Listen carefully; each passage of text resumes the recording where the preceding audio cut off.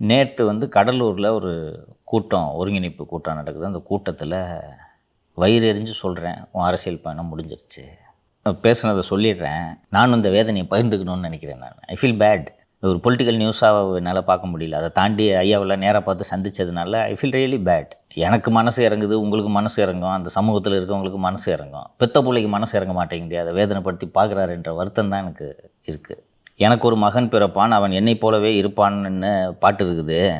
ஆனால் எனக்கு நடந்த கொடுமை என்னன்றது எல்லாருக்கும் தெரியும். என் உயிரை தவிர எல்லாத்தையும் பறிச்சிட்டான். சூழ்ச்சி செய்து தன்னை பாமக தலைவர் என்று அன்புமணி அறிவித்து கொண்டிருக்கிறார். நான் வளர்த்த கட்சியை அன்புமணி அபகரிக்க பார்க்கிறார். அதை அனுமதிக்க முடியாது. எனக்கு உதவியாக மூத்த மகள் காந்தியை செயல் தலைவராக நியமித்துள்ளேன். பாமக விஷயத்தில் தேர்தல் கமிஷன் முடிவை எதிர்த்து டெல்லி உயர்நீதிமன்றத்தில் வழக்கு தொடுத்துள்ளோம். உண்மையை சொன்னாலும் தேர்தல் கமிஷனுக்கு புரியவில்லை. பணம் பத்தும் செய்யும் என்பார்கள். தேர்தல் கமிஷன் வரைக்கும் பணம் சென்று விட்டது. நீதிமன்றத்தில் எங்களுக்கு நியாயம் கிடைக்கும். உச்சநீதிமன்றத்திற்கு அன்புமணி சென்றாலும் நான் தான் வெல்வேன். அன்புமணியை படிக்க வைத்தது, டாக்டர் ஆக்கியது, மத்திய அமைச்சராக்கியது, பாமக தலைவராக்கியது என எத்தனையோ தவறுகளை செய்திருக்கிறேன். இப்போது என்னோடு மோத நினைக்கிறார்.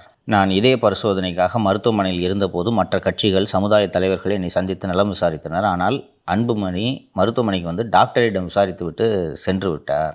அப்போதுதான் உலகம் அவரை சரியாக புரிந்து கொண்டது.